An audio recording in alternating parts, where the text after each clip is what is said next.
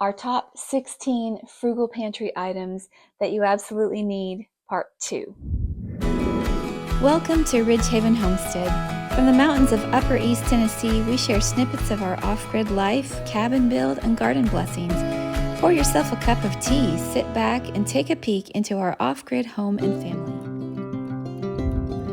Welcome back to our off-grid homestead, and we are talking today about Frugal Pantry Essentials. 16 things that you absolutely need in your pantry if you're going to run a budget pantry and food system. On our last video, we talked about the first 8. You can see that video on our YouTube channel, and let's dive into the next 8, plus a bonus at the end of the most frugal pantry items that you need in your pantry. For a free printable list of all the Frugal Pantry Essentials, please visit www.ridgehavenhomestead.com. Next item in your frugal pantry is not necessarily super long-term storage, but it will last a pretty good long while as long as you store it properly. Potatoes. Potatoes, potatoes, potatoes. You can do so many things with potatoes, but I'll tell you a little secret. You can get a 50-pound bag of potatoes at your grocery store. Most grocery stores that I've been to have a section in the produce department where they have these kind of out-of-the-way bags, and they're potatoes. And sometimes you'll find different varieties, and I never knew for the longest time that I could actually buy those. I thought those were for businesses or people growing them. I didn't know. I'd never seen potatoes like that.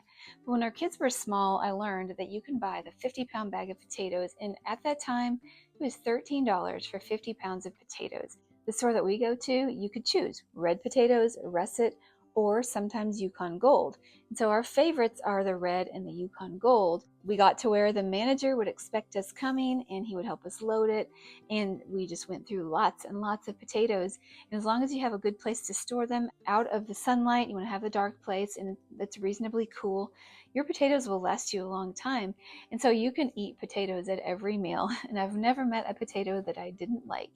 Boiled, baked, fried, roasted, so many different ways. And if you have a huge quantity of potatoes, then when you want to make potato salad for a gathering, you're like, oh, no problem, I have the potatoes. You don't have to go out and buy them. So I loved having 50-pound bags of potatoes. We don't get them as much like that now because we don't go through them as quickly, but it's on my list to get some, and then with the extras that I don't think we're going to use really quickly, we can can them up, and it is super handy to have home canned potatoes on your shelf where you can grab them for soup and they're already cooked. You just throw them in. I definitely recommend getting potatoes if you can do the 50-pound bags. Look around, and I think you'll find that is a very frugal thing to add to your pantry. Okay, if you're going to have potatoes and you're going to have oatmeal and you're going to have all this corn and breads, it's really good idea to have something to flavor those things with. So our next frugal pantry essential is definitely herbs and seasonings. During the winter, I like to get my herbs and seasonings from different places. Sometimes I'll go to the Dollar Tree. Sometimes I will look at Walmart, but I have noticed, especially at Walmart, that even the cheaper herbs and spices, the prices have been going up and the sizes have been going down, and that's a little bit puzzling and frustrating. You can get lots of different things, and if you start drying the things that you grow in your garden, you can, this is pretty dusty, you can do some vegetables and different herbs. You can grow lots of different kinds of herbs, and that can give you so many options. And oh my, if you get one herb plant, let's say it's even $4, which is kind of expensive, grow one herb of rosemary or oregano or basil, and you're going to get so many things. And so you can dry, freeze, make them into pesto, and you'll have seasonings for the winter. And so I think it's just a really great idea. If you grow things and explore things that way, you're going to find that you can afford so much more to season your stuff with, and you can just, your imagination is the only thing that will limit you. So I think if you can grow your own herbs, you can put them in little pots on your windowsill. You can grow them in like grow boxes outside on your patio or straight in your garden, and one herb plant will give you quite a few herbs. But if you can't do that, then you can look for discount herbs at different stores like the Dollar Tree, $1.25. You can get a pretty decent container of herbs, and so I do that especially through the winter. I like to keep those on my shelf anyway to keep them stocked up so that I have flavorful food. Nobody likes to eat boring food. So you can take herbs and make your beans into 5 different ways. And so why not make things interesting with herbs and seasonings? If you're going to be baking your own goods, which I recommend for a way to keep your costs down, then you're going to need something generally to sweeten your food with. So have a supply of sugar. You may not need 25 pounds of brown sugar, like in some instances that we've seen, but having something to make your foods more palatable. You can bake your own cakes if you have your own sugar. You can do a lot of things from scratch, and that is definitely a way to save money.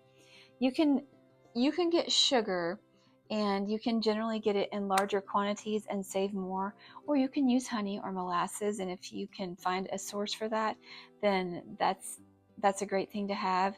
Some people use maple syrup. That gets into the more pricey ways to sweeten things. So if we're talking straight frugal ways to sweeten, then sugar is probably going to be your cheapest. I would look for something that's a little bit less refined if you are worried about that. And yeah, that way you can sweeten your cereal in the morning and make your granola and have lots of different options. Our next Frugal Pantry essential is some type and some quantity of canned goods.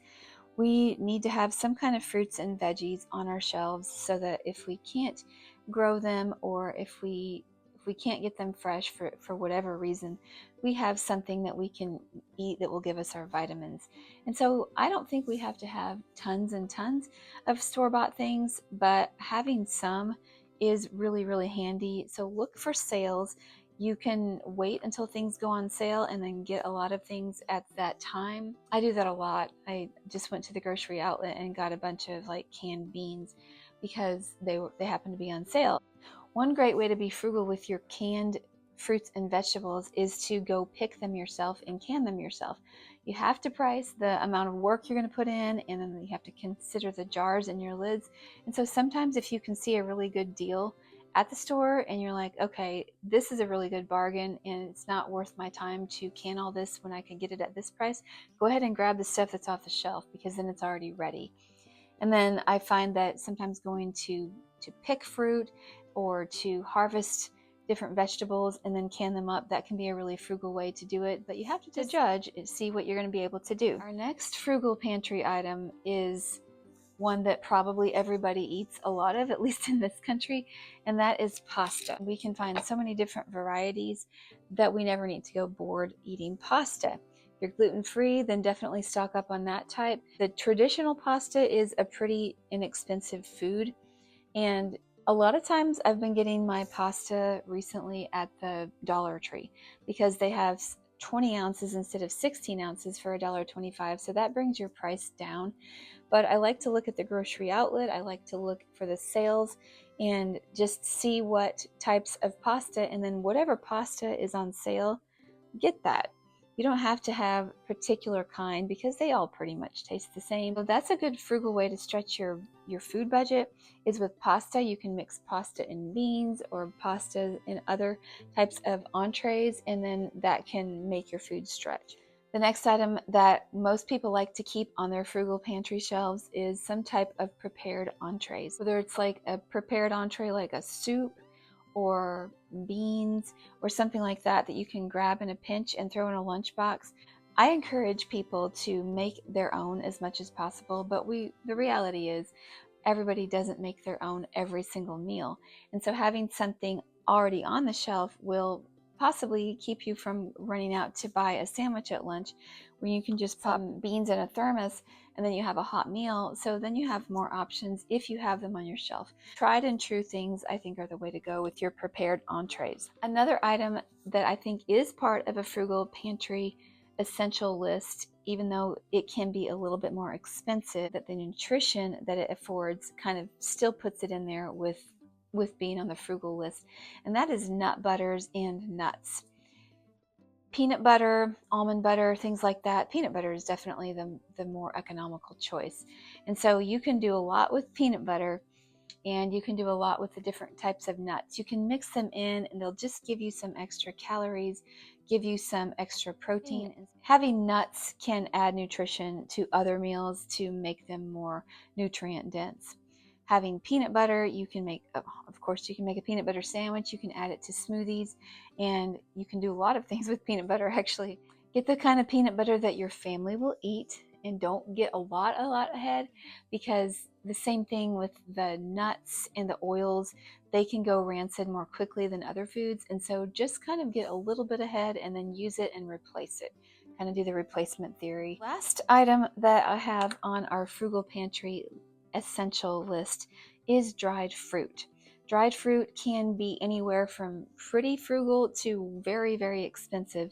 So get the ones that you can afford, and then just kind of pay attention to when things are on sale, or dry your own if you can. If you can pick berries or something and dry them, that makes it nice. That way you can add vitamins in your fruit to your cereals or cooked foods. It can just be a boost of nutrition.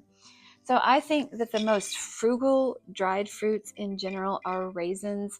We like to get raisins in larger quantities than we usually find at the grocery store, because we do eat a lot of raisins. So we tend to get raisins at Costco. So those are the items. That's the top 16 pantry essentials if you're trying to make a frugal pantry, in my opinion. I'm sure I have missed a good many you have thought of, and so feel free to share with us what you think are essentials, and we can, add it to our list and share it with others. By far, I think the biggest frugal pantry hack is to grow your own garden. I realize gardening can get expensive with all the different amendments, but generally, if you're growing simple things, you can get so far and stretch your food budget by growing your own things.